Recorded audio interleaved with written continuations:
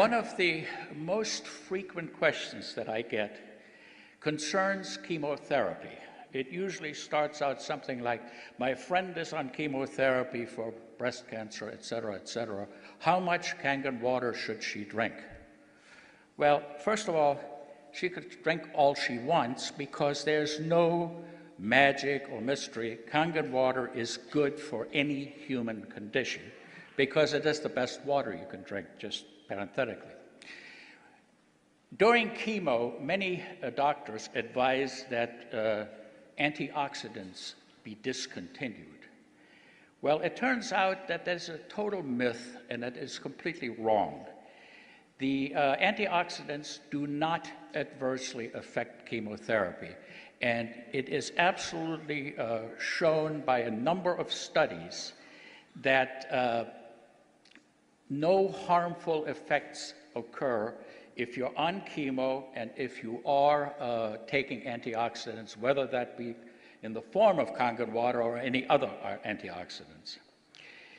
The NIH did 3 separate focus groups on compliance with doctors' orders, and they found that in study groups where people were asked to discontinue their antioxidants, whether they be in the form of pills or whatever, nutritional supplements, only 20% complied.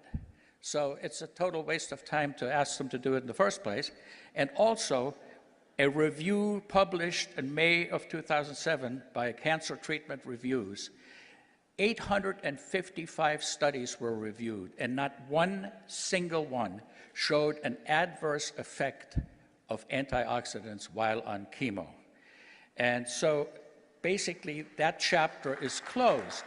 If prospective clients and so on ask you about that, you can say unequivocally, antioxidants are good whether you're on chemo or not.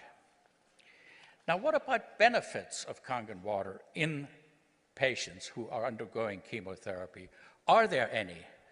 Well, let me say that they are actually quite huge, and I do that based on personal experience. Dr. David Carpenter and I have corresponded, and we were friends, and he has the same experience, that the side effects that patients get with chemo, nausea, vomiting, loose bowels, etc., are much lessened in those that faithfully drink their Kangen water. And I think I know the reason why, because when you get dehydrated, all these symptoms get worse. When you get dehydrated, you may become acidotic, and all the symptoms get worse. And you know very well that this water produces an alkaline effect in the body, and that it can actually reverse metabolic acidosis. This has been proven without any doubt in laboratory studies on mammal animals that were rendered profoundly acidotic, and the acidosis was reversed virtually instantly by the administration of Kangen water. So the benefit in chemotherapy of drinking Kangen water is huge.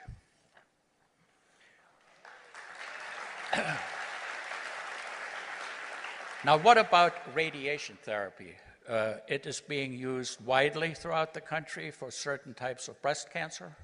It's used for other different tumors, and of course, it produces side effects, and the side effects are usually burns.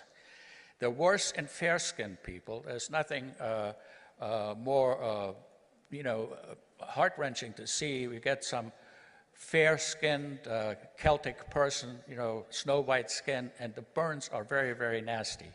The ingestion of the Kangen water helps healing, and the topical administration of 11.5 pH water, say you take a towel or something like that, wet it very well, lay it onto the skin for 15 minutes twice a day, especially right after the radiation treatment, and it is an amazing effect that this has on ameliorating these types of symptoms, and I highly recommend it.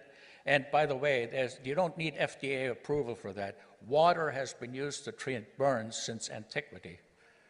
We know it puts out the fire.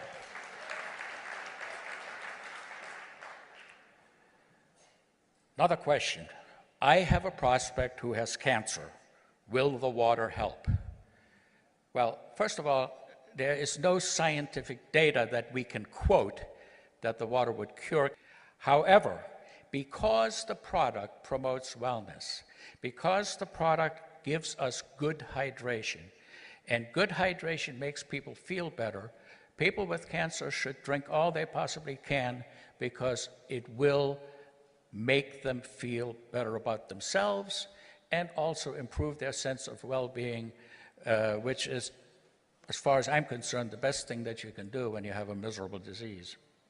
Now, here's another question, and this has been battered around a number of times and asked in different forms, which is the following.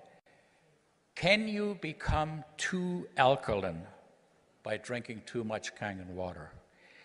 And the answer is absolutely no way. Our bodies have a very, very efficient mechanism of dealing with acid. And there are two pathways, one through the lungs and the other through the... Now, organ transplants. That's a frequent question. My prospect doesn't want to drink the water because she had a kidney transplant and will think it will interfere with her anti-rejection medicine. Well, let me say this. I don't know of any medicine that Kangen water interferes with. I think that's a total myth. In fact, I have now met 3 heart transplant patients who are in the Kangen water family and multiple people with kidney transplants. And there's absolutely no way in which they have been adversely affected.